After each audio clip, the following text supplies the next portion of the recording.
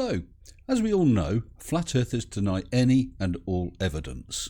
There is so much evidence pointing to the earth being a globe, not even pointing to it, showing that the earth is a globe, but they just ignore all of it. Ships going over the horizon they say you can bring back, but you can't. Shadows being cast upwards onto mountains, impossible on a flat earth. They deny gravity. They deny the atmospheric pressure gradient going down from 14.7 pounds per square inch at the Earth's surface down to 10 to the negative 17 torr in space. I even sent up a weather balloon and photographed and filmed the curve of the Earth. They deny everything. So, Will Duffy came up with the idea of the final experiment. So he, a few globe and flat Earth believers went to Union Glacier Camp in Antarctica. Let's go. Now, what was the point in this? Well, the point is that far south, if the globe was correct, you should get 24-hour sunlight at certain times of the year. But even if that wasn't the case, the fact that the sun is north of you, it should never be able to appear to the south of you. And yet it does. Geron and Whitsitt concede that the sun indeed did not set during the period that they were there. And what happened? They're called out as shills and liars, etc. All sorts of weird and wonderful claims were made to try and debunk the final experiment, none of which hold water. About the weakest one was the green screen error, where Will had left his green screen filter on his camera and it showed his background. They said, it shows it's all fake. Well, behind me, you can see Union Glacier Camp. I've got my green screen on.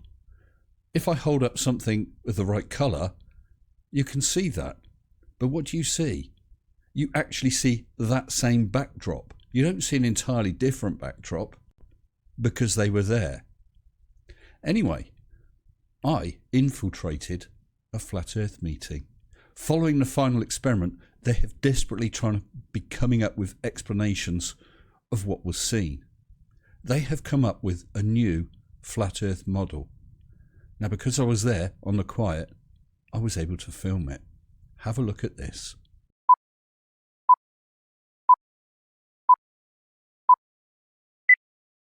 The flat earthers have regrouped after their massive fail in Antarctica. The sun did shine for 24 hours a day. The sun did not set. The team were allowed beyond the 60th parallel. The group were not threatened by penguins armed with Uzi 9mm submachine guns. This new model is the 2025 Flat Earth model. Not quite to scale.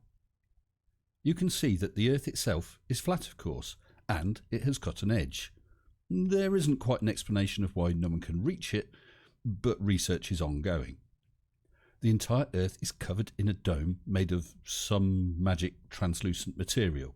It lets light pass through and keeps the atmosphere inside at a breathable pressure of 14.7 psi at ground level. Flat Earth scientists are still looking into how meteors can pass through the dome without letting the air out, and why the 14.7 psi air at ground level doesn't want to go upwards where the pressure is lower. Of course, it can't be gravity, as Flat Earth doctrine determines that that doesn't exist. This is another developing area of Flat Earth knowledge, though.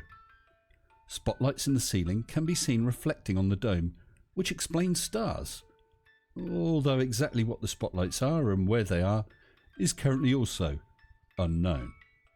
Current theories about this postulate that they are luminaries, or heavenly lights, or angels, or holograms, or something.